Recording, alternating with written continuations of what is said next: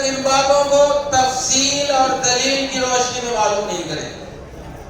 قرآن ہم نہیں معلوم کریں گے، غیر مسلم معلوم کرے گا. اللہ پاک پر ایمان لانے کی تفاصیل ہم نہیں سیکھیں گے، غیر مسلم سیکھے گا.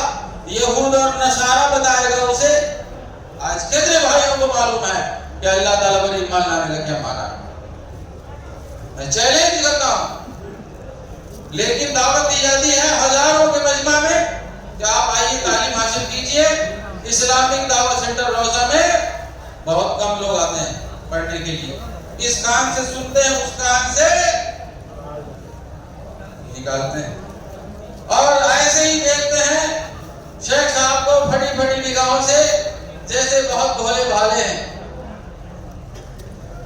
اتنے بھولے بھالے بھی مسلمان اس دور کے نہیں ہیں، اتنے بھی سیدھے نہیں آپ ہیں. لیکن ہمارے اوپر اور آپ کے اوپر شیطان کا کیا ہے؟ حملہ ہے. ہمیں ہر کچھ سیکھنے کے لیے کہتا ہے سوائے اللہ کے حقوق کے، سوائے اللہ تعالیٰ پر ایمان لانے کے. نہ پتہ ہے ہمیں سیدھے، جب سیدھے ہوں گے تو کیسے اسلام کی دعوت دیں گے؟ اس کی تفاصیل ہے، اللہ کے وجود کی دلیل ہے. اللہ پاک کے امام ابو حنیفہ رحمۃ اللہ علیہ سے ایک ملحد کا کیا ہوا؟ مناظرہ ہوا. تو ملحد کہتا تھا کہ گاڈ از نن، خدا نہیں ہے. گاڈ از نیچر، اللہ قدرت ہی اللہ ہے، ہر چیز اپنے آپ پیدا ہو گئی ہے. یہ ملحدین کا، ایتھیسٹ کا عقیدہ ہے. امام صاحب نے کہا کہ رکو، میں ایک بات کہتا ہوں مناظرہ شروع کرنے سے پہلے.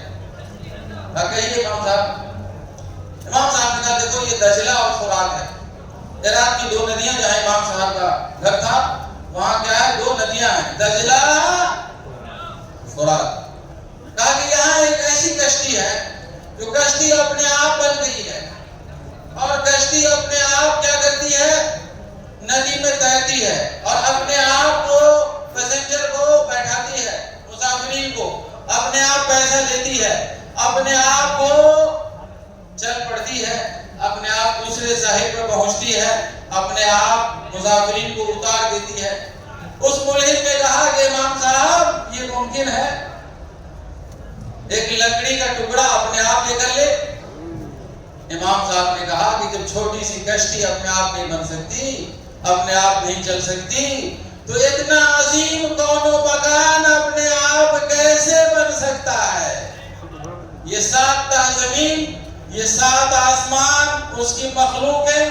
انسان، جمادات، حیوانات ہے کہ نہیں؟